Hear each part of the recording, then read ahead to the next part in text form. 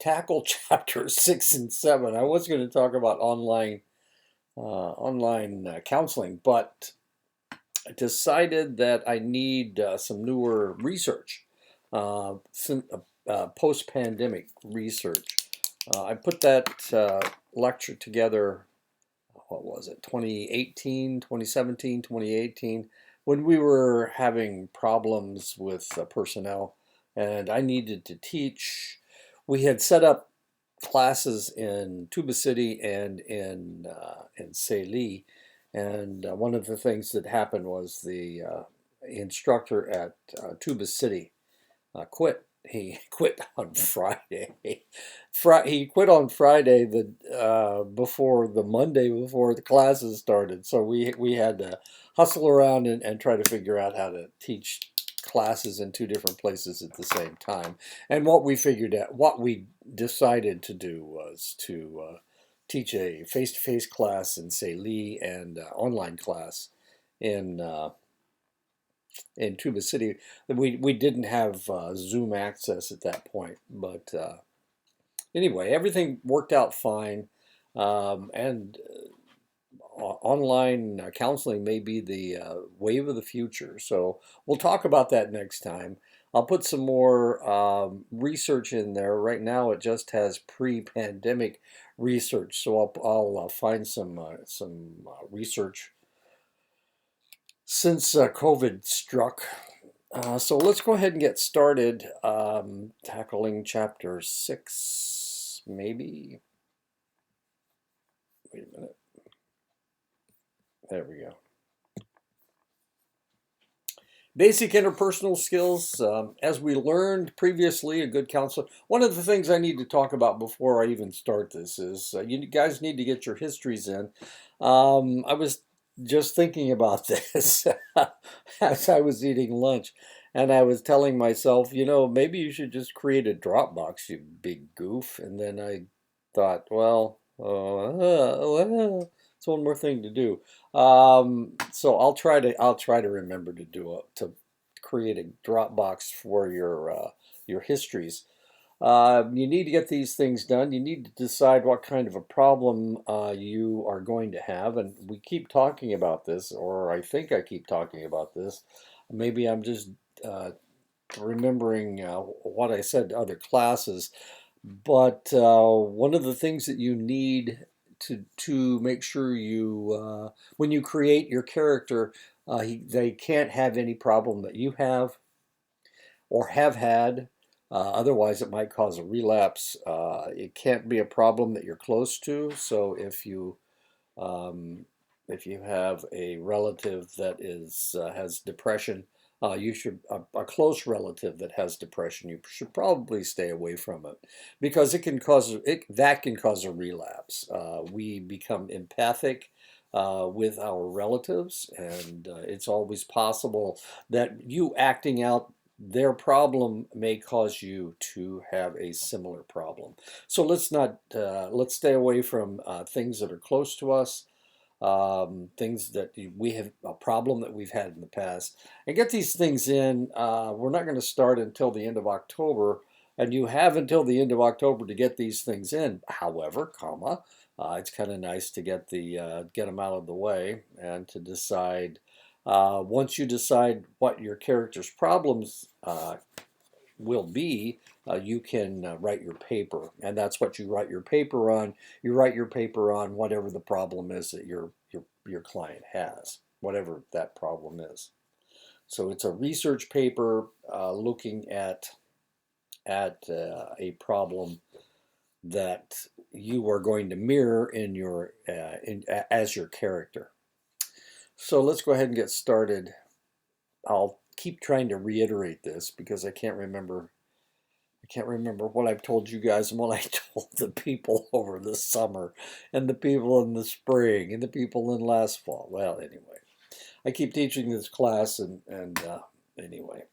As we learned previously, a good counselor displays warmth, empathy, respect, and genuineness. Additionally, a good professional must accurately observe, effectively attend, and actively listen. Observing means noticing all behaviors that accompany communication.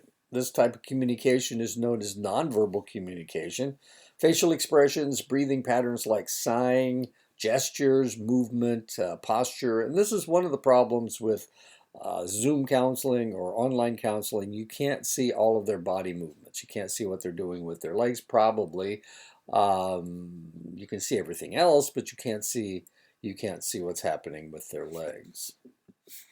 Being a good observer increases understanding of what clients are communicating. It can supplement what your client is telling you verbally.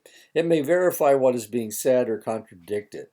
And you're going to become very relatively good at this. I've been in this game for a long time. How old am I? 73. I became a counselor in I started in 76. I got my degree in 79, so that's 44 years. And at first, I wasn't really very good at observing people, but since then, now and this has been a problem. I can read lots and lots of people. I can read people just walking down the street. I can read people at meetings and whatnot. And I try to control myself, but sometimes it's not so easy. This is information that I already have. It may supplement what your client is telling you verbally. It may verify what is being said or contradict what is being said. If a practitioner gets conflicting messages, the nonverbal meaning is usually closer to the actual meaning. Practitioners often comment on contradictions, and that is one of the ways that you can help people. They're saying one thing, but they're acting another way. Well, if they're saying one thing, they may be trying to fool you, and but their bodies will not allow them to fool you. The Japanese will tell you that you can tell somebody's emotions from by looking at their eyes. As Westerners, as Americans, we look more toward people's mouths to tell what their emotions are. And their eyes, but they just read eyes. They don't read mouths. Good observers pay special attention to facial expressions. Facial expressions can show any emotion. If the client shows no emotion, known as the flat effect, it may indicate depression. And this is the individual that shot Ronald Reagan. I'm trying to think of his name. It isn't coming to mind. But he shot Ronald Reagan, and he was in a mental hospital for decades. And this is a picture of taken through a window, a car window, as he was being transported someplace. And as you can see, he's not real happy. That's known as the flat effect. Other indicators of depression include little body movement and slump posture. If it's mere sadness, on the other hand, it's much more animated. There's crying, sighing, looking down, increase in the amount of fluid in a person's eyes. These are all signs of sadness, not of depression. That's what depression looks like. That's what sadness looks like. You might say, "Oh, they both have flat effect." No, they don't. Because of the crying eyes.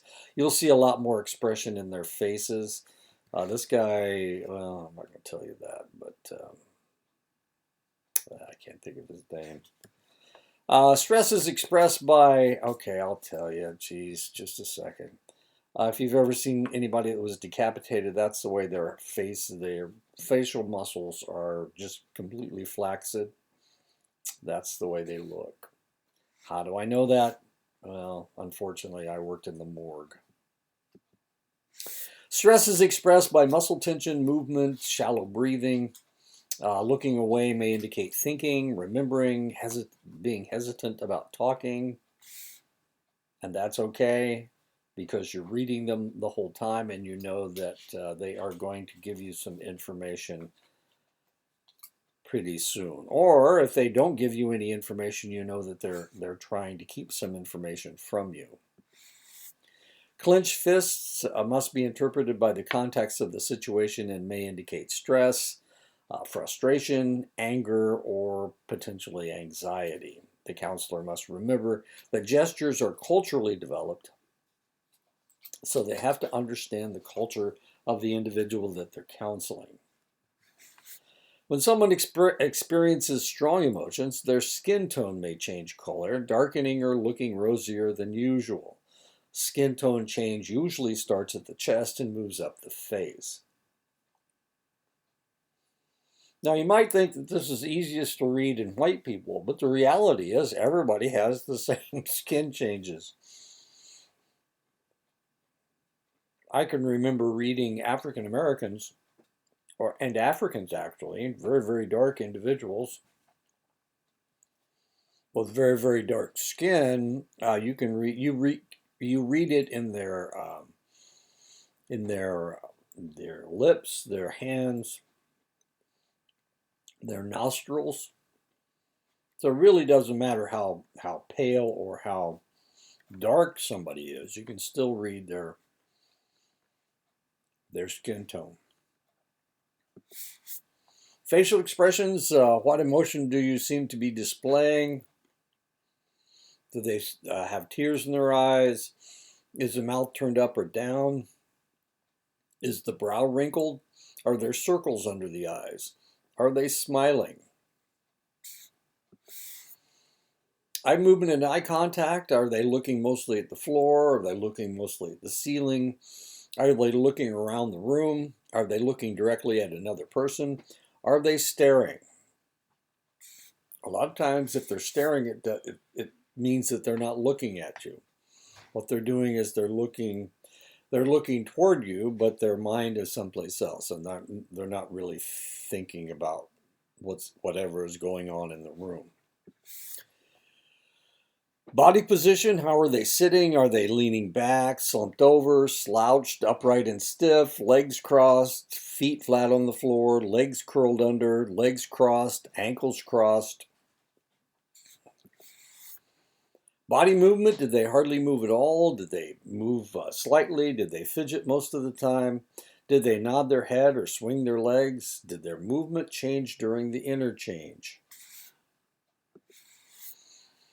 Breathing pattern, did their breathing seem normal? Did they often sigh? Did they take deep breaths? Did they breathe in a shallow way? Muscle tone, are their fists clenched? Is their jaw tightly closed? Are they slumped? Is their face slack?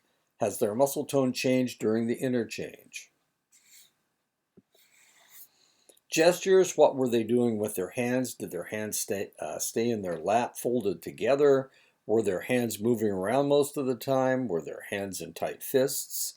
Did they make circles with their arms or hands? Did they show you their palms? Usually when somebody shows you their palms, they're saying that they want to make peace, or they don't mean any harm. Now, my family, we move our hands a lot. Italians move their hands a lot. Frenchmen move their hands a lot. So it really all depends on culture. My family's not any of those. My family's mostly English and German and, well, kind of French. I must have gotten my French hand gestures, or my hand gestures from my French ancestors, I guess. Skin tone. Did you notice any change in skin tone? When in a group therapy situation, it is important that the practitioner observe everyone in the group.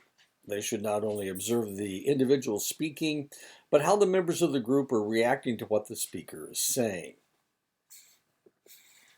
When the practitioner scans the group, it also encourages the speaker to speak to everyone, not just the practitioner. Often in a group situation, there will be two leaders, and the two can trade off assignments of observation. It is necessary to observe the people in large groups. This can be done by looking for telltale actions of individuals or groups of individuals. Are they fidgeting? Is the facial expression incongruent with what you're trying to say? Are their shoulders hunched? Is their mouth pinched? Are their eyes closed? Attending involves being totally focused on the client. Attending isn't as easy as it seems. Often, when we are listening to someone, we're hearing what they are saying, but we are trying to compose what we're going to be saying back to them when it is our turn to speak. Well, there are some cultural differences in the way that someone shows attending. For the most part, it is shown by leaning slightly forward in a relaxed, comfortable position, sitting in an open and accessible way. Face expresses appropriate concern. Facial expressions are extremely important. The facial expression should be congruent to what the client is relating and experiencing. For most people, this comes naturally, but some are taught to smile or laugh at adversity. Maintaining regular eye contact is another way that you can show that you are paying attention. People from Asia and those from Northern Europe tend to prefer a more peripheral gaze, finding the direct stare too intense.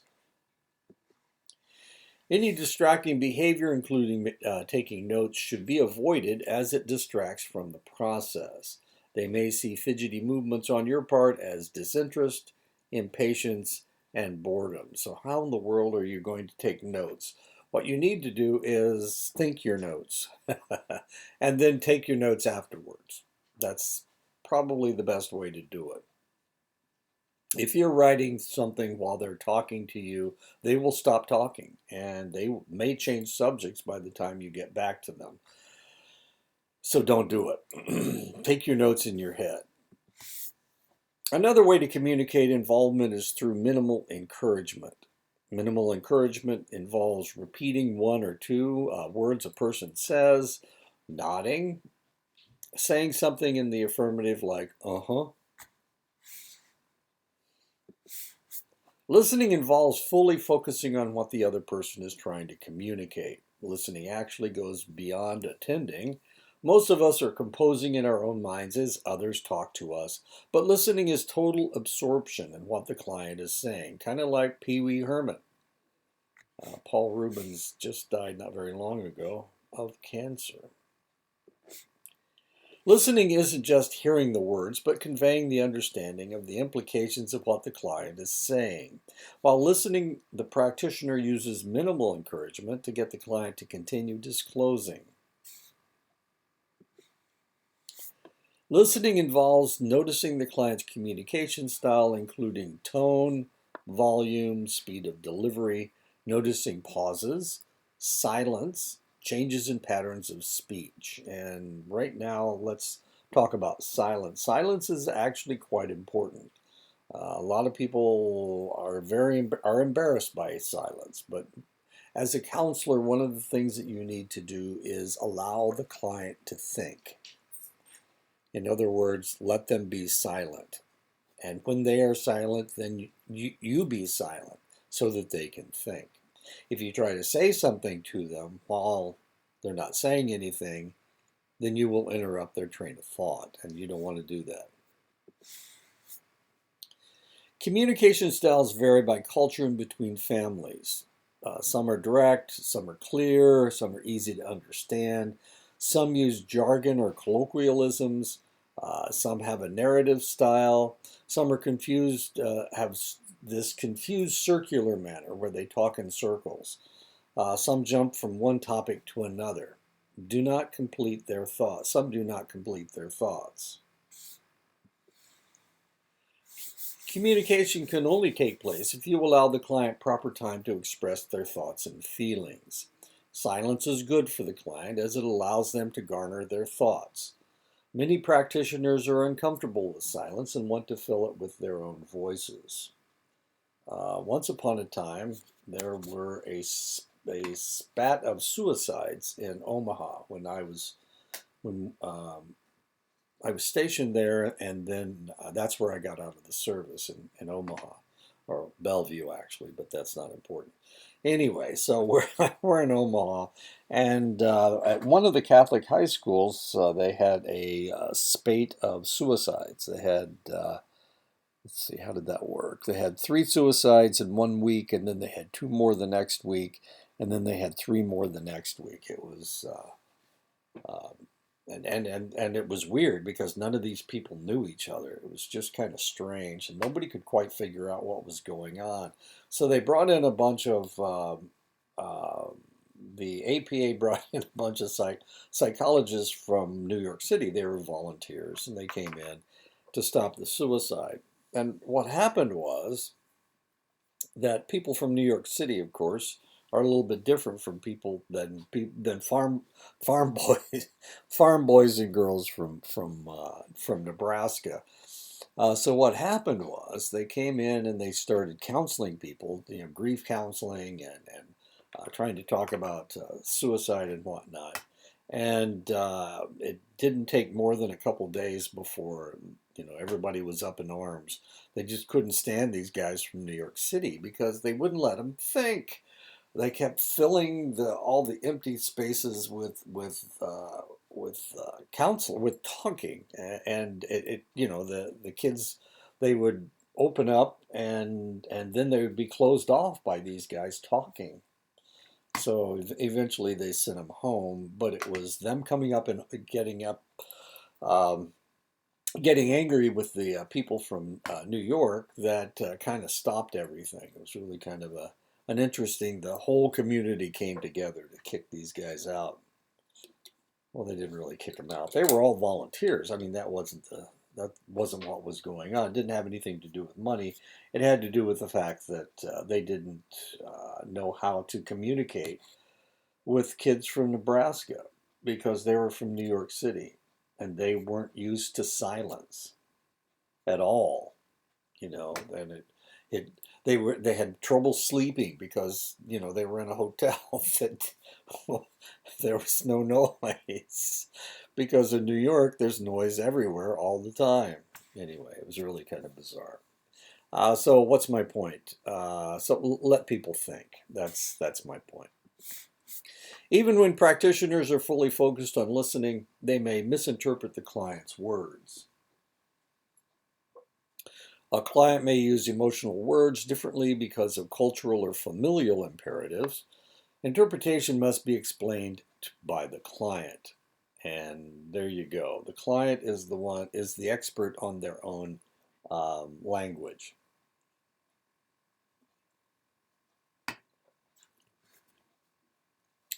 What the client says affects the practitioner. It is important for the practitioners to listen to their own responses as a way of further understanding what the client is saying. If a client is speaking in a monotone about something very sad and the practitioner does not experience any personal response to this, it is important to determine whether the client is allowing himself or herself to feel the feeling or the practitioner is detached. Warmth is expressed through demeanor, concern, acceptance, tone of voice, posture, listening carefully. Touch can be a way of expressing warmth when used appropriately, and I would warn you not to touch somebody unless they show that it is okay. This is very cultural. There's a lot of different taboos that deal with touching, so this is one of the areas that you need to be careful of. What was I talking? Oh, the when I worked on the Fort Belknap Reservation, people in that area are huggers.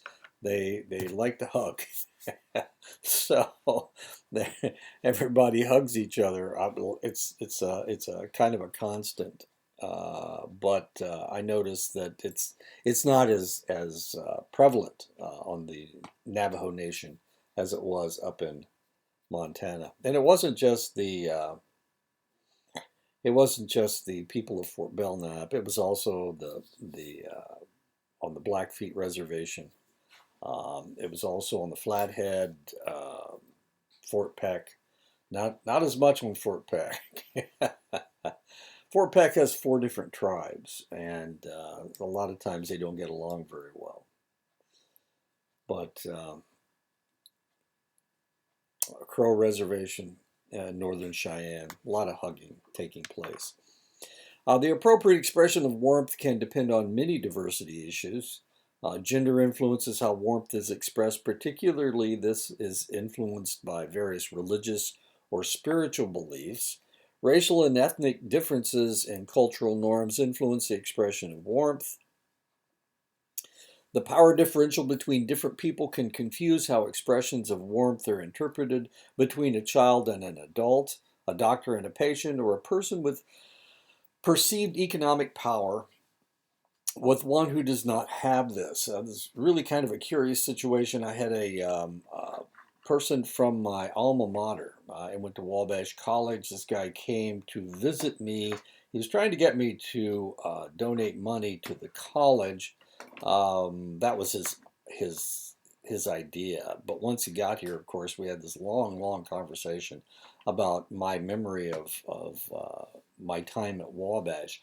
And afterwards, when we stood up, instead of shaking hands, I hugged the guy. And it was really kind of interesting because he, hey, I lived up on the Fort Belknap Reservation. I know how to hug. This guy had no clue what was going to happen. And I'll tell you, he was the most shocked person in the world. And he was supposed to email me, he's supposed to email me all this information. I just got it yesterday. I talked to him about a month ago. Yeah, on the 9th of August, I talked to him, and I got the email yesterday. So, he was supposed to email me right away, and it took him 3 weeks to get it back. So it may have been that I shocked the guy. What a horrible person I am. Anyway. Expressions must be genuine due to the way the brain functions in thousands of years of history. Individuals are quickly able to pick up warmth that is not genuine. It is important for the practitioner to observe the client's response as a way of judging how warmth was experienced. Warmth evaluation scale, level 1, the practitioner communicated little or no concern for the client and appeared cold, detached, stiff, and or mechanical. That's level 1. Level 3, at least half the time, the practitioner verbally and non-verbally communicated concern and caring appropriate to the unique needs of the client. Level 5, the practitioner's facial expression and posture consistently communicated concern and caring appropriate to the unique needs of the client. This was a movie that I saw about a year ago called The Meetings of Anna. Anna's has made a film. She's made a documentary, and she's trying to get people to show it. This is a new documentary. She was big on making documentaries 10 or 12 years before. And so she knows the circuit, and she knows all these people on the circuit. So as we are watching Anna travel throughout Europe, she's from Belgium, as we're watching her travel throughout Europe, we see her trying to interact with people that she hasn't interacted with for a decade. That's really kind of fascinating. There's also something going on in her life. She's trying to make a decision whether she should leave her partner and start a new affair with somebody else or not. And this is her. This is a picture of her thinking in the train, pondering what it's going to be like interacting with the people that she will be interacting with, and thinking about leaving her partner and starting a new affair.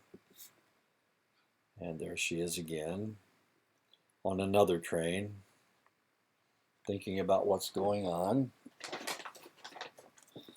This is a Belgian movie, by the way, I think, or maybe a French movie. And of course, same look on her face. There she is.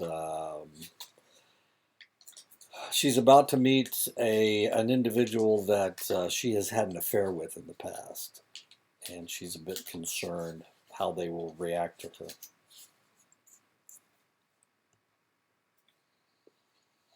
Now she's decided what she's going to do.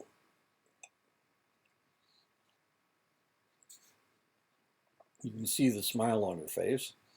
And none of these other pictures does she have a smile on her face. And that is it. She leaves her partner and she goes with her new partner.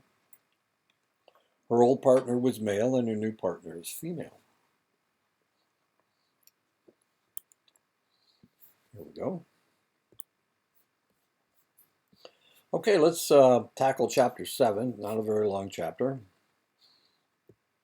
Good, because I have to go take my grandson to soccer practice. Chapter 7, preparing for a client and ending a session. The practitioner must be ready to get ready to meet with clients. They must gather referral information, they must gather forms, they must gather needed supplies. So what are we talking about here? What we're talking about is being prepared to do what you need to do to help your client. And in order to do that, you have to have all the forms ready. You have to have all the referral information ready, and anything that they may possibly need, like pens or someplace to write. The purpose or agenda for the meeting is clarified, and that's when you prepare to meet your client. You are prepared to meet your client. A lot of times as counselors, a lot of times as social workers, we get people off the street, and what happens is that you aren't prepared. You don't know who they are. You don't know what's going on. So you have to do everything on the fly. The practitioner must consider the client's needs in the physical arrangement of the building, the waiting room, the meeting room. If the client has any physical limitations, then the practitioner must make appropriate alterations. The client's culture should be considered to ensure that all appropriate steps are taken to make the session as beneficial as possible. If the practitioner does not have a working knowledge of the client's culture, then it is appropriate to research the culture with the understanding that such writing is often stereotyped and inaccurate. So don't, just because Hillerman says that Navajos act a certain way, don't take that to the bank. For one thing, Hillerman died in 2008? And he was writing in the 20th century rather than the 21st century. And it was also his observations, and a lot of what he observed was not completely accurate. So what am I talking about? What I'm saying is, if it's somebody that is observing another culture and it's not their culture, then potentially they will get things wrong. The practitioner needs to understand how the client may feel about the first meeting. They may feel embarrassed or hesitant, possibly uncomfortable. The practitioner must put away all distracting thoughts so that they can concentrate on the needs of the client. This is when reading your client is really, really important. Beginning the first meeting appropriately is essential to the client-practitioner relationship. First impressions have lasting effects on future interactions. The greeting is essential to connecting with them. Ground rules need to be clarified. Purpose of the meeting, length of meeting, any special considerations that need to be addressed. When greeting the client, be aware of the loudness of your voice, the eye contact that you make, and how you address them. Issues of privacy and confidentiality are important in how you first meet your client. If you must identify a person in a waiting room and cannot guess who your client might be, you can say very quietly, "I am Jesse Melendez. Are you Mrs. Chin?" If a receptionist is able to identify your client, you can just identify yourself to the client. Be aware that many clients experience some shame in seeking help, so confidentiality is very important. Let me tell you a quick story. It's a bit embarrassing, but I will tell you the story anyway. Last weekend, my grandson played on a team that he hasn't played with this season. and one of the players on the team is African, and his name's Mamadou. So what I was saying, so I was saying to my daughter, I didn't see Mamadou's parents, and she said, "You're assuming that Mamadou's parents are look like him, that they are African." And I thought to myself, she caught me, didn't she? Mamadou's parents may not be African at all, and and I'm looking pretty stupid at this point. But as it turned out, Mamadou's parents were behind us, and I just didn't see them, and they were African as well. So there you go. I was a little embarrassed, and my daughter taught me to not assume, or at least for the moment, she taught me not to assume. The practitioner should invite the client to introduce themselves. The practitioner should determine how the client wants to be addressed. Some people don't like to use their first names. Using a last name in any circumstance shows respect. And of course, this is an example of an individual talking to a child. It's not a bad idea to get on the child's level to show that you are equal to them, or they are equal to you, actually, is what you're showing. Most adults try to show kids how big they are, but the reality is that if you want to be that kid's friend, then you need to show them that they are equal to you. That means that you'll listen to them. Okay, that's all you're trying to show them, that you consider their ideas and thoughts equal. People tend to feel more comfortable with professionals who fully explain the process, what they're going to do, what will be expected of each person participating, the purpose of the meeting, the limits of confidentiality.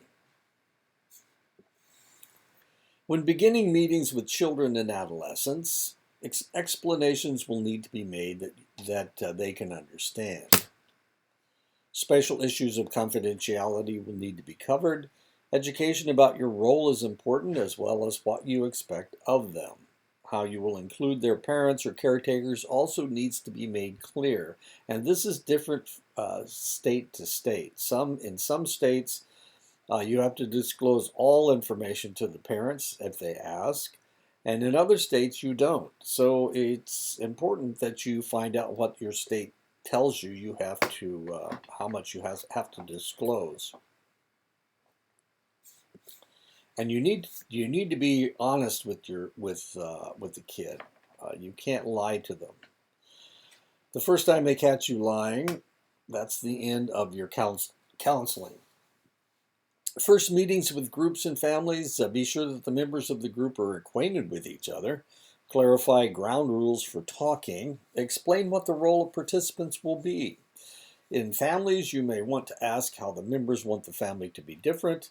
Confidentiality needs to be discussed and an agreement reached about how information will be shared outside the group or family.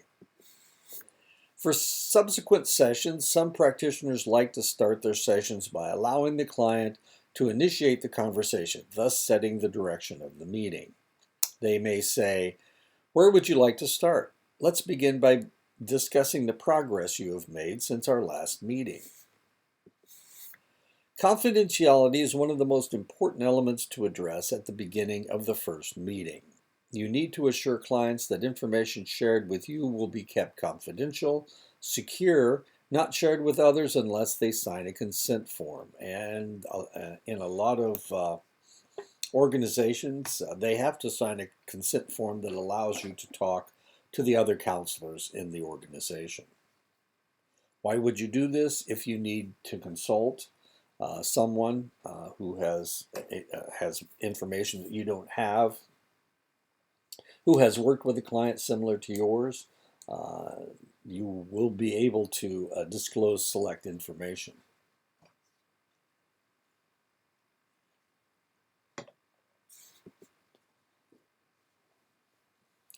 One of the hardest areas for clients to understand is mandated reporting of possible harm or self of others, suspected child abuse and neglect, elder abuse.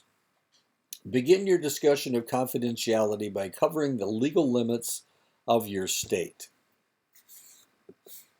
Explain the boundaries of confidentiality. Most agencies will have a statement of confidentiality and informed consent that clients must sign during their first appointment.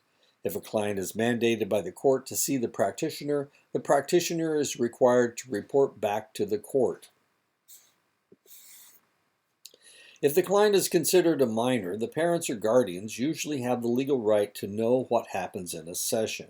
Each state has their own laws regarding sharing information with parents. Many practitioners will only disclose information if the child's behavior is a threat to self or others. Possible problems the minor could disclose: being sexually promiscuous, using drugs excessively, threatening to run away, having been abused or neglected, feeling suicidal, feeling homicidal. Groups create additional issues in confidentiality. Confidentiality must be discussed during the first meeting. Most practitioners recommend that the group members agree not to discuss information covered in the meeting outside the group or with anyone in the group after the meeting has ended.